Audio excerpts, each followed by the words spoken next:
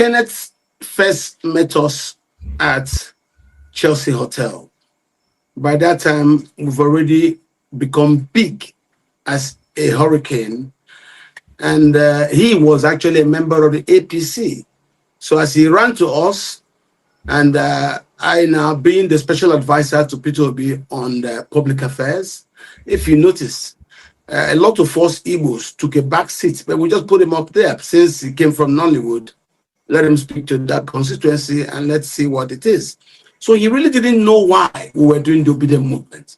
But after we finished the elections, Kenneth was now asking that Peter help him become publicity secretary of the Labour Party. I told him no. That party is not our own. We only came to beg for platform they gave us, so let them have their thing. It turned out that because Peter doesn't pay, he said he doesn't give shish. And I said, we are all volunteers. Kenneth didn't like that. I think he has run into Atiku. Atiku has now dollarized him, and that's why it is. He's now speaking just for Atiku. No wonder now Dr. Katch has dropped a shocking revelation about Kenneth Okonkwo. But wait, could this be the reason why he switched? Relax, let me gist you. Now, it is no longer news that Kenneth Okonkwo has been trending for a while now because of his unsuspected and sudden switch from Peter Obi, or should I say obedient, to a more of Atiku. And people has been looking at him like, wait a minute, are you sure that this man is actually who we thought he is? Or is he actually part of the people we are complaining about in this country? Are you sure that if we give him opportunity, he don't end up becoming the same people we are complaining about in this country? And of course, you know that one thing is always responsible for our politicians to switch and become a shadow of themselves. And that is the reason why people love and always follow Peter Obi. Because that same thing that is always responsible for others to switch and become a shadow of themselves. If you give it to Peter Obi will say nahi, and he will still stand on where he has been standing to do the right thing. Now, in this particular video, you are going to hear a shocking revelation from Dr. Katch about Kenneth Okonkwo. And I'm going to allow you to listen very attentively to it. But as you are listening, make sure you are sharing your thought on the comment section. Let me know if this is actually what is happening, or we should be expecting another thing. In fact, listen. A good brother and a mutual friend of ours, Kenneth Okonkwo, barrister, recently suggested that fielding a northern candidate like Alhaji Atiku Abubakar might be the only way to counterbalance Tinubu's strength in the southwest. Do you agree with that? And before you do make any intervention, let me quickly bring this video in for your input here. Letter to become the president. That is strategy. If my own strategy this time around is that I am going to support a northerner in 2027. Really? Yes. And it must be my condition to the northerners. It must be a northerner that the whole north will be willing to support. Like an Atiku. If the whole north is willing to support an Atiku, why not? Or So that or a Tambuwal. if the whole north is willing to support, why not? Or an Erufai. Good. The person must be qualified, must have experience, and if he has experience in the presidency, it's an added advantage. And when we put up anything from the south, that will push him through. Let me tell you.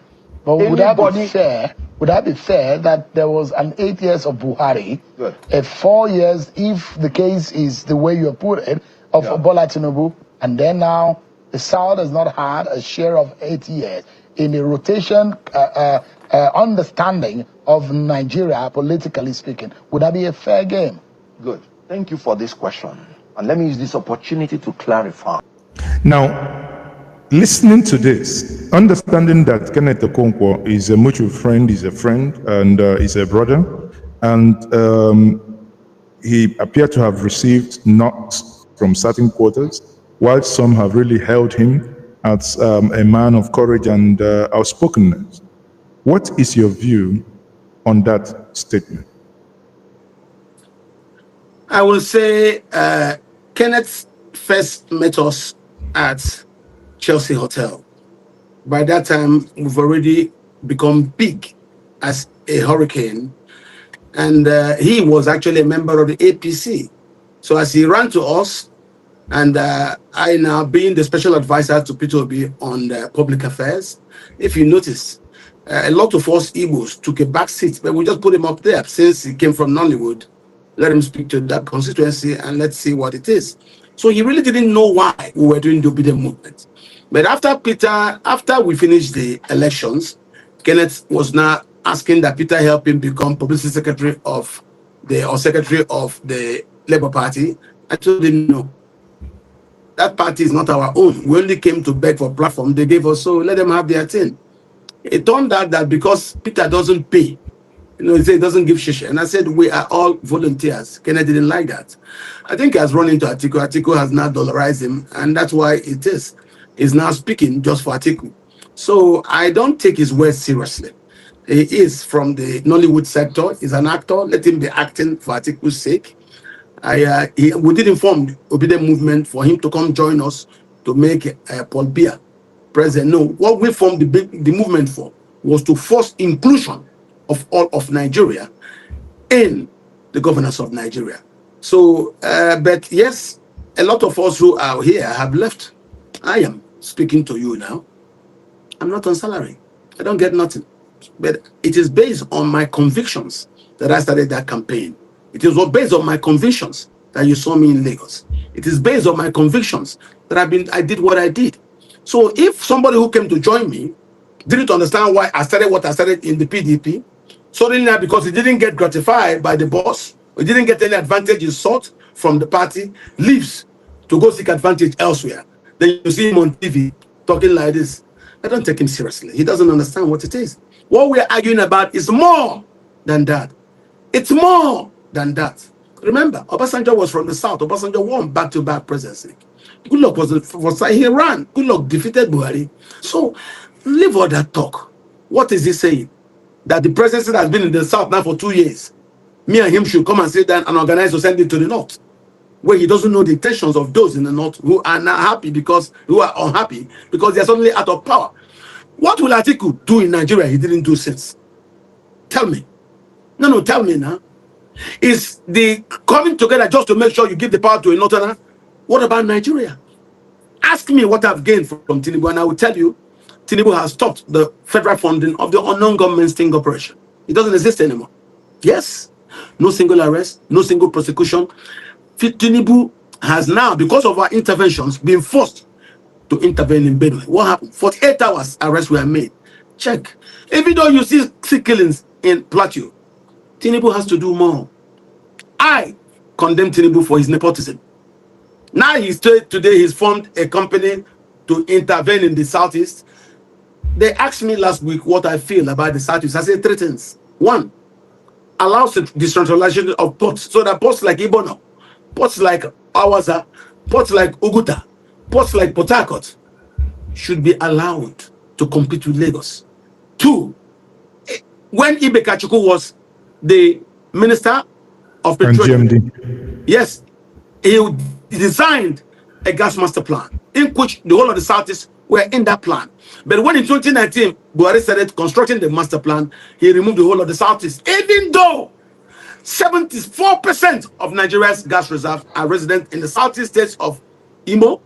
The largest gas field in Africa is in Asa North, in Ohaji, Anambra,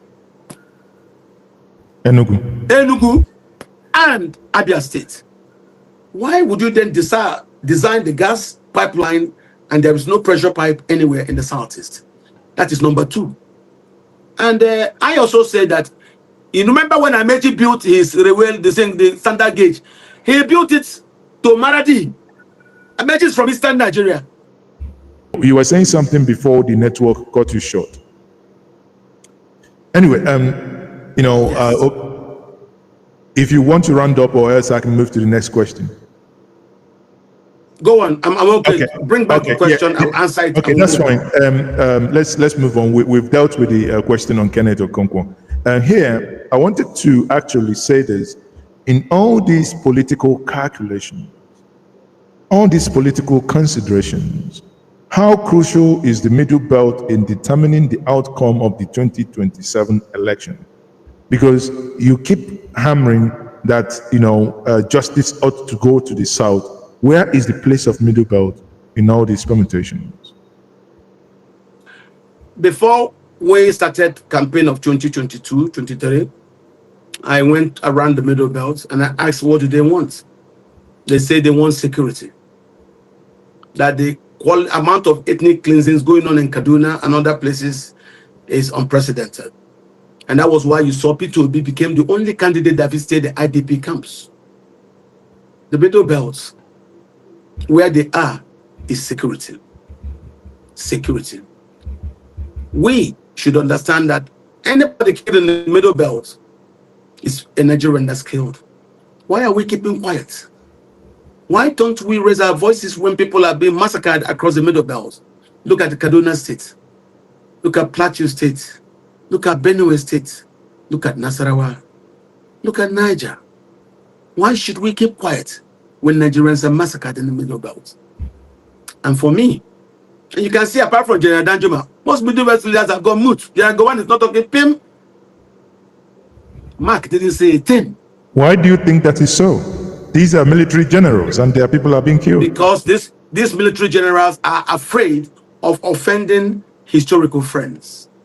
But Danjuma, being leader, everything you see Danjuma say are based on intelligence fed him by junior officers who are still currently in the army.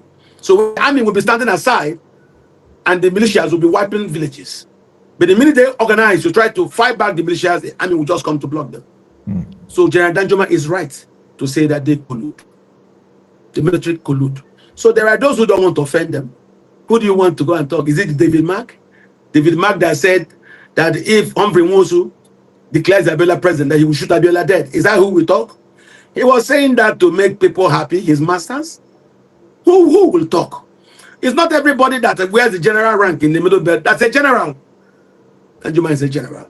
In both act, deed, and life. Same as Obasanjo. You saw he's not afraid to speak. How many of them speak up when their people have been massacred? And yet, all these generals are junior to General Gowon. Why didn't Gowon talk? So, it's easy. What about here in the East? When I took risk to be talking, there were Easterners who were they didn't want me to talk. I was in PDP when I started fighting the militia killings. There were people in the PDP who didn't want me to talk. Because I believed that the democracy is a representative democracy where we must speak and act and do things in representation of the interests of the areas where we hail from. Not wanting to join a man you think will just make you president. Understand that. So by the time what I was doing with Peter became strong, those Igbo politicians became obsolete. I can't just say them. You not see them following Atiku about. You see them campaigning in the East for Atiku. They want to latch on to something to become relevant, just like the man you're calling, Kenneth Okonkwo. Who is he a politician? No. He joined us at Chase Hotel. Remember all Kenneth said, abusing Igbo people about joining Buhari. If they don't join Buhari, they will not be in the mainstream. The same Kenneth came to join me. Same Kenneth now is with Atiku. Forget these things. Some people don't have the intellectual strength to survive in what I'm doing. You need to have the intellectual capability to sustain over a long period of time. Not just to jump every train that is moving to Sokoto. It doesn't work that way, my dear brother. I have lost a lot. I know that. I have made a lot of enemies. I know that. But the more I sustain the propagation of my position, Nigerians came to understand it. When I started the Fulani monologue on TV, most people didn't understand me.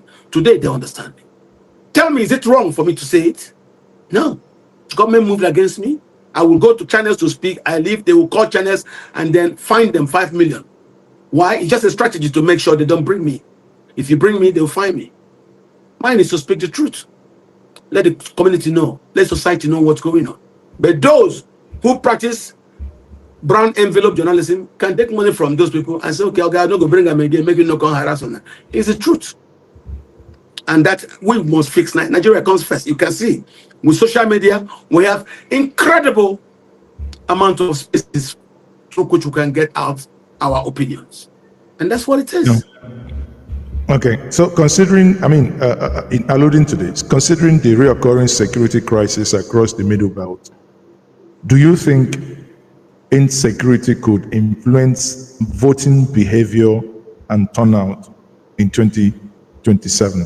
Now, don't you think the president, the current,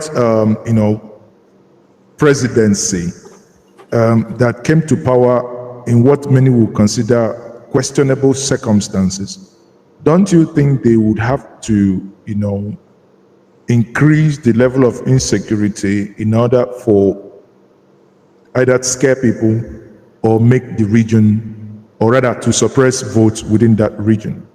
You think that's something that could, be phantomed? I don't think so. I don't think so. I believe insecurity will guide the voting pattern of the Middle Belt. I believe any candidate who is willing to speak to the insecurity and challenge those who kill Nigerians in industrial scale numbers will gain the support of the Middle Belt. I believe, as far as the Fulani militias continue to seek land across the Middle Belt, whoever that will be seen to fight for them will be who they will embrace. It's not Atiku. Atiku is too afraid to talk harshly against the Fulani militiamen. He seeks their acceptance. He doesn't want to offend their patrons. And of course, this is why Peter won in Plateau, won massively across the areas where this industrial scale ethnic cleansings are occurring. This is the truth. Forget what you say. That's why no single person will inherit the vote of the North. Buhari is gone, and a lot of the problem on the North is now centered again around insecurity. That's why you saw Hausas jubilating in Kano and in Katsina that Buhari has gone. So that insecurity that is in Hausa areas of northern Nigeria and also in a large squad of the insecurity, Middle Belt, will drive emotions and opinions in regards to the voting trends in the Middle Belt. So many believe that President Tinubu's administration has failed to deliver on its promises. Could governance failure be the uniting factor for the opposition, or, as the ruling party accuse those in the opposition, that they are uniting just for power's sake? Where do you think the balance is here? Everybody has different opinions when it comes to this. Tinubu's problem is he failed to respect Nigeria's diversity. I like Tinubu for some things. I don't like him for other things. I hate his sustained implementation of nepotism as a policy of his government. I don't like it. I don't like it. But you can see as the people are coming together, he's beginning to now make appointments, make changes. That's the beauty of opposition coming together. But because we were all scattered, we were not together. That's why he was doing what he was doing. Because now that we say opposition want to come together, you can see what Tinubu is doing. So as far as I'm concerned, no matter who is in power, I seek advantage for my own people. One, I seek insecurity to be fought head on. If Benue falls, the East becomes vulnerable.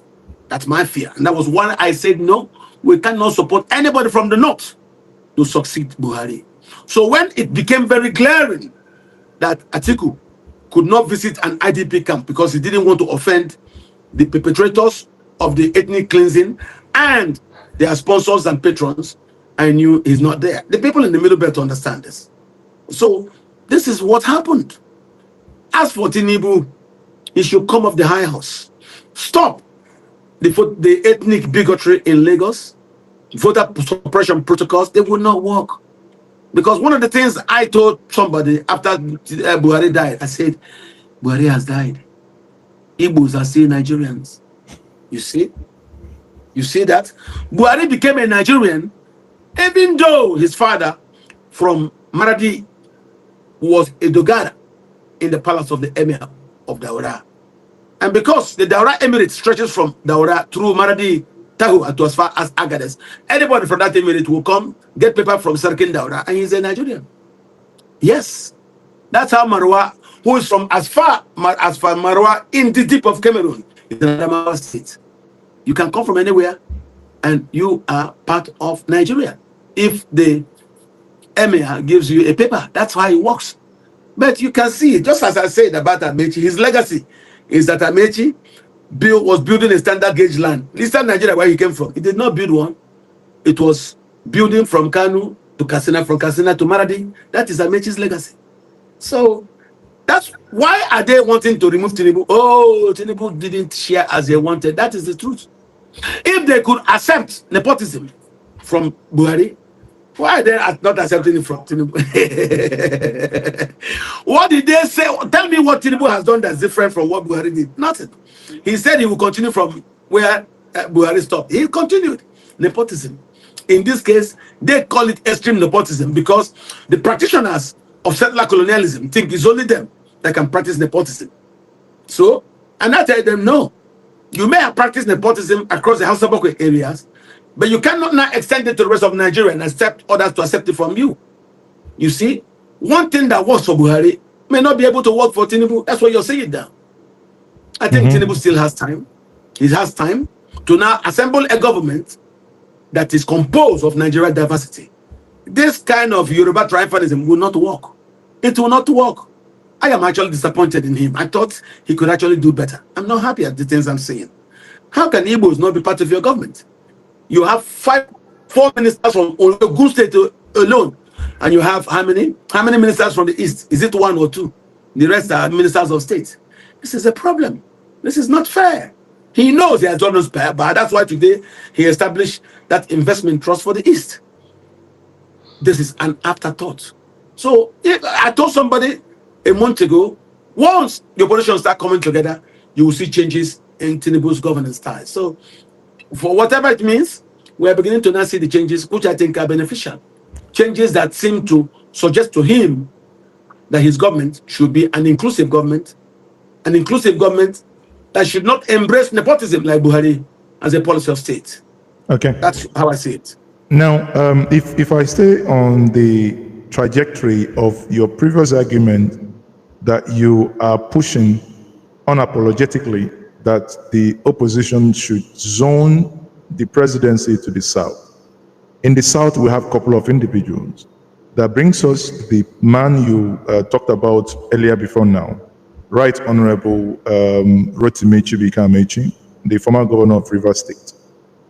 And when you talked about him, you talked about the things he didn't do within the South, whereas he was able to do standard gauge in the North and in the West, but in the South, in the Eastern region, remained the colonial narrow gauge track that is actually broken between Aba and Umuahia, and is over 10 years not been fixed. That's a conversation for another day.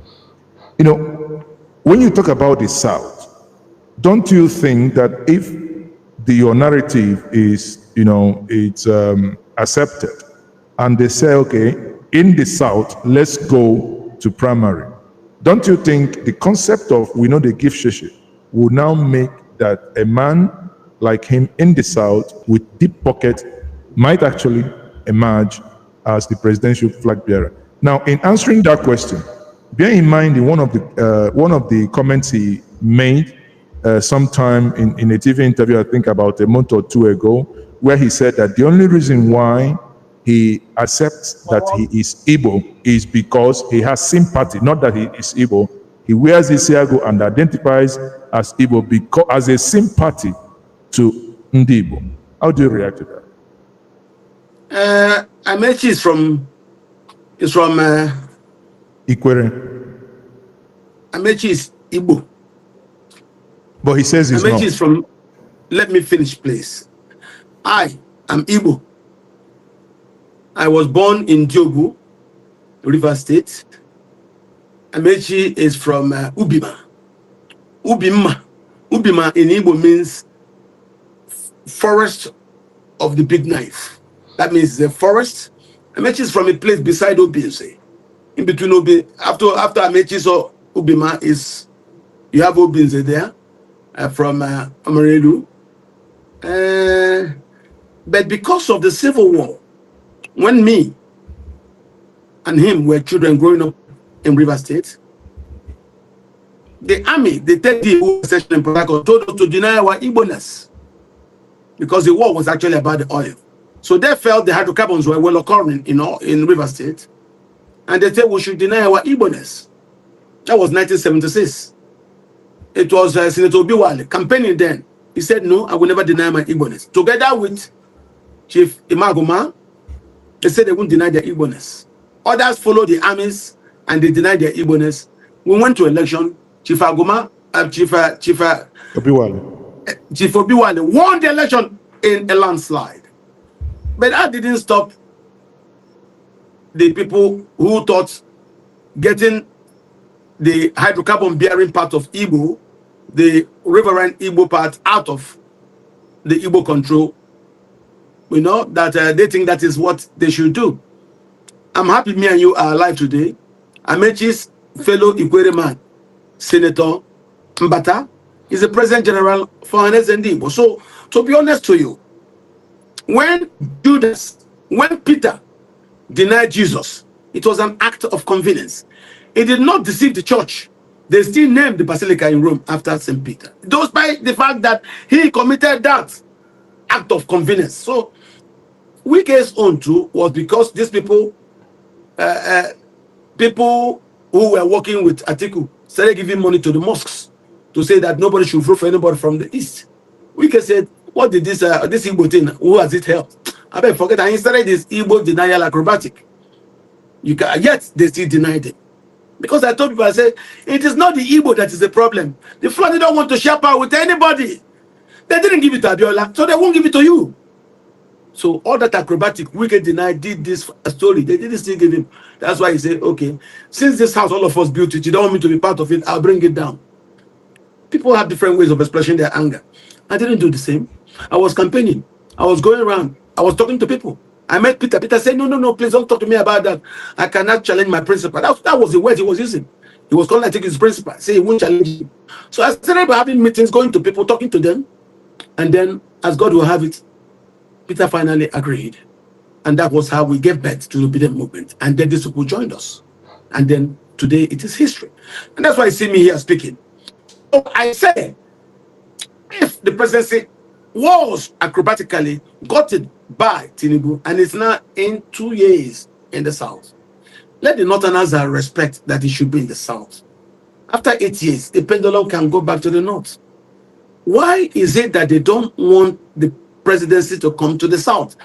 It is not an ADC issue. It's not a PDP issue. It started from Abiola. Let us ask the question. Atiku, who became a Nigerian in 1961, why is he not allowing other Nigerians to feel inclusive in the governance of Nigeria? This is a problem for us. Why do some people from the far north think that we in the South don't belong? This is the problem. So that's why I told you, Peter Obi will not be part of any alliance that doesn't zone the president to the South. So if he zone it, fine. Let us go to fight with Amechi. The people in the party will know that they will need somebody that they will get to use to win election. And it's just not like, once that happens, you will see plenty of other parties zone their presence to the South. Go and mark my word. Go and mark it. This is about nation building. So you believe that if the coalition zones the presidency to the South, that your candidate would emerge victoriously? I don't have a candidate now. What I have are people I think have the capacity to do that. You become a candidate when you win a party's primary. I don't have a candidate. So everybody now are aspirants. So when you bring it to the South, there are Southerners who will say they're interested. And then the party will look at it, and who they think is better, everybody will zero in on that person. Sometimes these things are not issue of money. It is issue of winnability. Atiku's desperation is not caused by us. But we have seen it. Using money. We have seen it. We have seen it in 2019 in Rivers, and we saw it in APC's. In the last primary in Abuja, where people were paid up to $30,000, and someone went back. I think someone from the north went back and bought foodstuff and stuff for the community. So this is not the question of whether he was giving money. Obviously, he was a delegate. He came, he collected money, and he went back and he did Saraka. So it is a societal problem actually that something like this happen. Anyway, while we are rounding up, people, those of you joining us across our platforms, if you do have any question, please type your question down. I will be taking your questions in the next segment. But before I do that, do you foresee any emerging thought forces or realignment beyond the current big players like the ADC, PDP, LP come 2023? Of course, in politics, a week is a very, very long time in politics. Understand that? In politics, a month is a very, very big time in politics. I met you 8 months to the election. Some people will tell you that is nothing, but in that 8 months, you saw what we achieved. So never say never when it comes to politics. So those who are jubilating ADC has formed, it's just too early. Let us see how the calibrations fall when the pieces fall into place. I will tell people have been calling me. I said, don't rush to anywhere. Don't go join any ADC. Just hold on. Let us watch. He said, well, I said, forget the ADC. It is just a staging ground. When you see a platform for elections, I will tell you. That's what I can tell your audience. Okay. What the ADC is a staging ground for angry people. Once things go work out, you see a platform for election. So I am not the one to say. You want me to agree that we now say the family dog, so we can go and now buy a monkey or a snake? What kind of reasoning is that? Tell me now. Yeah, because the dog barks too much. You want to sell the family dog, so we'll go and buy snake. Snake will bite and kill the children. So calm down. Sometimes you don't use anger to do very foolish and stupid things. I like the opposition as they are coming together, because they are coming together. Tinubu has woken up. Hey, who knows? He will do better things. He will do more things. Let's keep working. Okay. It's going to be win-win. But all I can tell you is the ADC is just an honest expression of anger.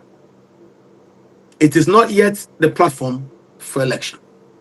Okay, so finally here, Dr. Katch, if you were to advise the opposition leaders behind closed doors, what 3 urgent steps would you recommend to them to secure victory in 2027? 3 things. You know, when you suggest things to people, you're suggesting things to people. If it's in politics, you're suggesting things to people who are emotional. One thing I will tell them is I started the crisis to agitate in the PDP. I'm still alive. I will tell them the reason why I started those agitations before I was able to gain a candidate was very simple. The political pendulum for presidency swings between the North and the South. That it has been in the North for 8 years. That if it doesn't come back to the South, the opposition will remain divided and broken. That is it. I would then tell them to further go on and do a post-mortem to find out what happened while the opposition tore apart. It was Atiku Abubakar's inordinate ambition. Nothing else. If they now understand that, they would then say, what do we do? I will say, the 3 things I will advise you, look at what the PDP did in 2019. When they saw that they imploded, when the Northerners went to do MPDP and helped to form a coalition that bettered the Buhari presidency, now that you want to unite your position, do what the PDP did in 2019. Could the PDP have now told Atiku that they will do by zoning the presidency to the South, and that's why you see Atiku now have left and try to form what he called a coalition. And now telling people, whether you start to negotiate for that unity of the opposition inside the PDP, or you start to negotiate for that unity of the opposition outside the PDP in what you call the alliance, you must allow equity, fairness, and justice if you need peace in a diverse society like you have in heterogeneous Nigeria. The South are very important. Our fathers used to be afraid of soldiers and we didn't talk. Our sons' education have now made them in a democracy to be more assertive. That's why even before I could say anything to them, they were organizing. They were using their own money to build for us an organic network. This is the truth. This is the truth. All of us were shocked how the young people were spending their own money, organizing, even people abroad who saw what we were doing. And I will tell them the reason that started before I got Joe Nkugbe to join me, may his memory rest in peace. I knew Joey in the 90s. I would leave my house at Allen Avenue because I lived on Oluwaleimu Street. And I drive to Doyin's house at Ilupeju.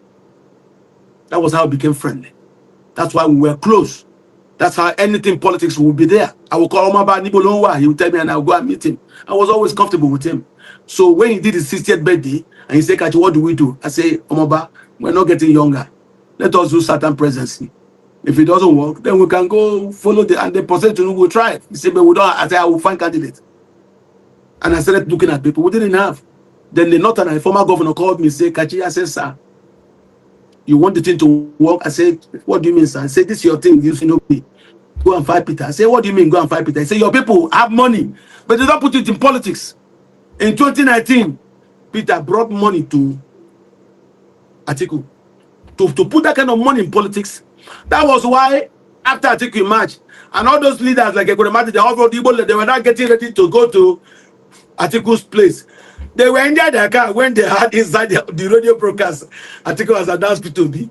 And that was also what I told Peter. I said, look, this business, as far as I can get my information right, it is the man who brings the money to pay when you're going to beggar to buy motor. That is the man that stays in front of the motor when they are testing that motor. And in this case, Patrick Okonkwo is the man funding Atiku. There is no way you will be allowed to stay in front of that motor when they secure it at the primaries. He said what? I said Okonkwo is the person. The same Okonkwo that hosted certain governors to sit in the south was the first to start funding Atiku. And that was when we now were convinced Peter now knew he had to do alternative things. So all of us are still alive. All of us, you know how I met you. So I can tell this story. Some of us may have died, like Okwadike is passed, Obiozo has passed. Others are still alive. So I'm recounting it now. You get the point. Now, what do you think about Dr. Katch revelation in this video and other things he made mention of in this particular video? Share your thought with me on the comment section. And of course, you know the vibe. Click on that subscribe button, follow, and share for more updates. Because like this,